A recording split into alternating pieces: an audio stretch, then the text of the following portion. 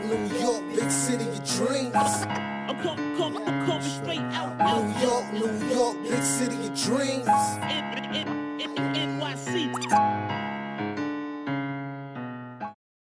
All right, back to the impactful Emanuel Mudiay. All right, this guy, Emanuel Mudiay, I'll just start off with saying some stats right here. Okay. Emanuel Mudiay he finished the season with 14.8 points, 3.3 rebounds, and 3.9 assists a game. Okay, not horrible. Not super horrible. 44% from the field goal percentage overall. That's Not actually pretty good. That's a good percentage. bad. 32% from three.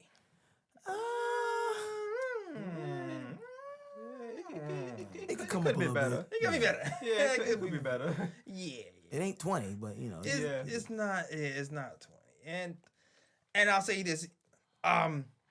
Overall, his defensive rating, 113.9. Oh. And just for you guys who don't know, defensive rating, the point is to have a low defensive ratings are good. Yeah. 90. Yeah, around there. Yeah.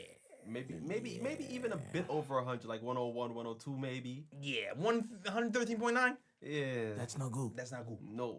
That's not good. Damn, son. Offensively, 103. Okay.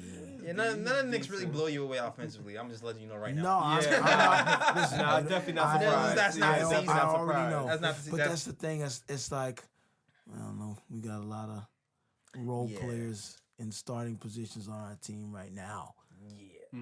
Exactly. Hopefully they develop into more. But right now, Yeah. we just got a team of role players. Yes, team of role players. Now, our net rating. Net rating is when you take the offensive rating and defensive rating. Right, and average it out. You get your net rating. What's and it's a negative 10. So let's explain for those who don't understand. What is a good rating? What is a bad rating? Like, how do you determine it? All right. A net rating in general, you want to not be zero. You don't want to be in a negative. It's like math. Yes. So I just want everyone to understand. Negative net rating, bad. And I'm just to let you know. Right. Everybody on the Knicks this season has a negative net rating. Just for context. Well, Now, when KP the Snake was here last season, for context, he and Kyle O'Quinn, I believe, were the only ones on the positive team ratings. with not even a positive, like a 0. Damn. Damn. So okay. So what you have to really do is it's a couple of factors too, because Right, that's what I wanted to know. if your team sucks, Right, that's gonna affect the rating. yes, And everybody on the team that sucks is going. That rating will be yes. affected. So Okay. you gotta take consideration your team sucking Right. and who you playing with as well can also and then minutes too. It's like if you have a lot more minutes, there's a lot more to go off of. Right. And it might be a lot more true to life Okay. of what your rating is. So Okay. there's a lot of factors. Okay. There's a lot of factors. Okay. But in general, yeah, that was his rating. I'll say this. We all know he had like a good stint. Right. Pre-All-Star. Yeah, Right, exactly. He was going month in. of December. Yeah, Yep. Pre-All-Star, before All-Star, his net rating was better. It was around negative 5.2. Shot 45% from the field goal, which is pretty good. Right. 3-pointers not so well, 30%. But after All-Star break, they kind of dipped down to the -7 instead of -5.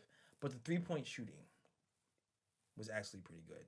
And it showed that his best month was in February, where he averaged 15 points and 49% field goal percentage. Wow. Okay. In February. Oh. So yeah, that was Mudiay's season in a nutshell by the numbers. Pretty much. Now, yeah. So what do you feel like?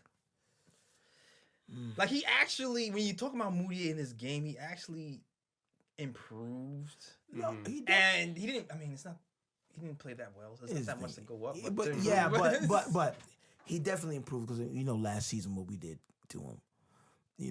he definitely improved. But again, I feel like, I think I mentioned it earlier. What was the impact that his improvement had? Like, was it an individual improvement, or was it something that was affecting the team? Right. Because a lot, Mudiy's personal stats got better. His personal performance got better. But how did that contribution affect the team? Like, did it make the team better? His assists, could have been a little higher. Yeah, it's like what I can say about Moody. You want to say something? You trying to say something? No, you can talk first. Oh, what I really want to say about, there were games, if you take the hater glasses off, Of course. there were games where he had a great effect on the game. The one game that stands out to me the most when you talk about Moody is the Bucks game where the Knicks beat the Bucks. No, Yeah. yes.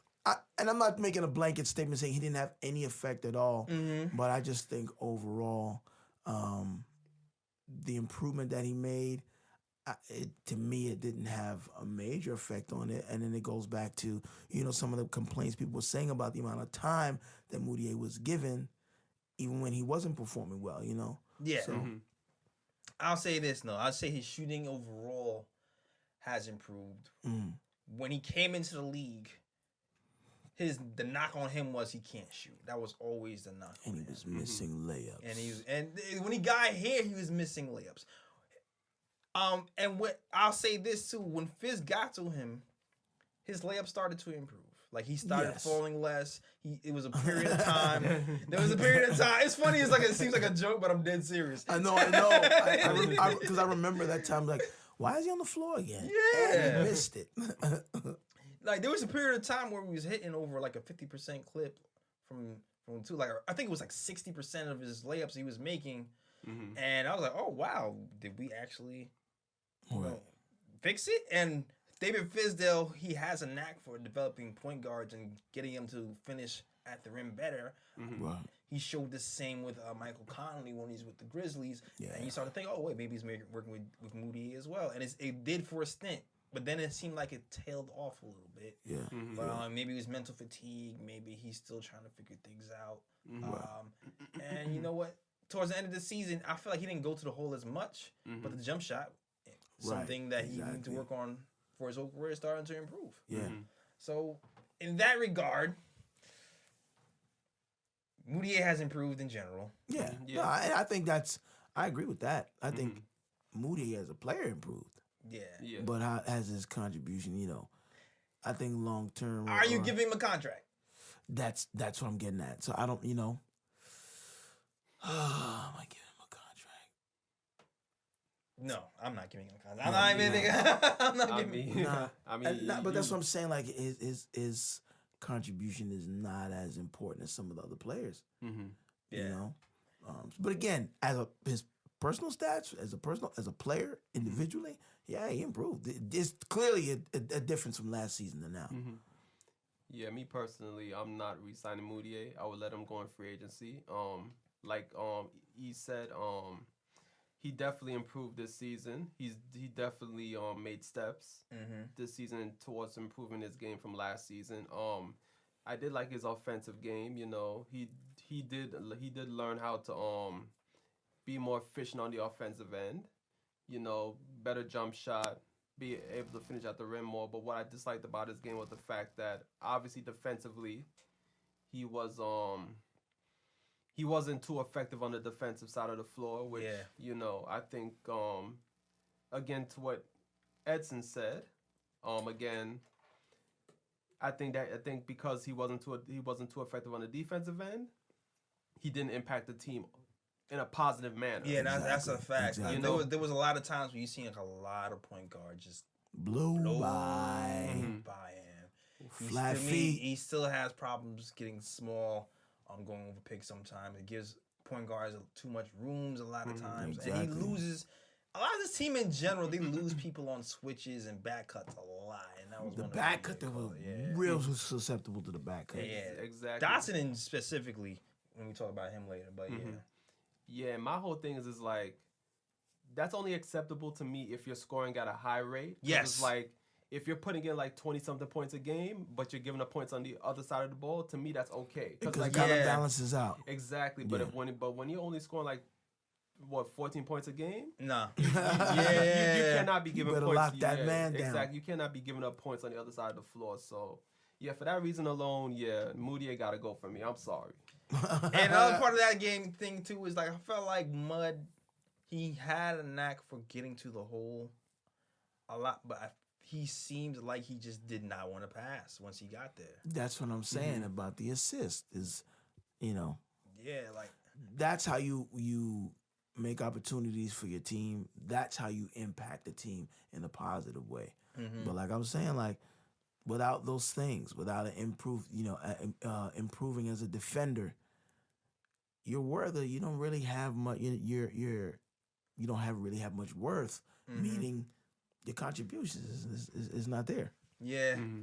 At the same time, though, it's like when we just had Frank here, the thing I will say is the pace picked up a lot when Mud first got into the rotation. Because Yes. as you know, when he first started playing, Mud was injured, Frank was playing, and when Mud was injected to the starting lineup, the pace immediately picked up. I think we started going from the bottom of the league in pace to like mid 15, 14 or something like that. So I will say he helped Fizz pick up the pace and play the way he really wanted to play. And I'll say that as a positive about And I think the season. I think that that speaks to Mudiay's aggressiveness, the way he plays. Yeah. You know, he attacks more than Frank does. Frank kind of like lays back and lets things happen, and sometimes that prevents the offense from developing. You know, but Mudiay attacks the defense, and so that kind of picked things up. But Yeah. I still think he's not going to be here next season. Yeah. Yeah, I'd be surprised. I will say if we somehow miss out on these big free agents, You think they're going to keep him? I'm not saying it's a definite, but I would say the odds increase. The odds, if some catastrophe happens, And a KD catastrophe. don't come her, Kyrie's like, nah, son. Fizz might call Mudiay up and be like, hey, man, one more time. Run it back. Yeah, but say for example, the Knicks get the second pick and they draft Morant. Do you still think they're gonna re-sign Mudiay? It's a possibility, man. It might happen. They might. Oh. You could, cause you're still. Listen, we're gonna get the DSJ in a second too. Right. Cause we have DSJ here, and then we will have John Morant here. To me, DSJ and John Morant are so similar. There might be some conflict there, especially considering how, to me, DSJ didn't work playing the number 2 Right.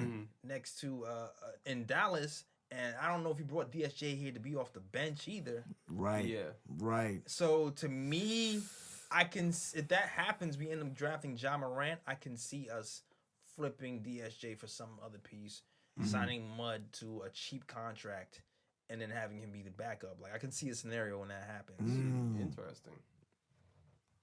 I mean, it makes sense, but Yeah.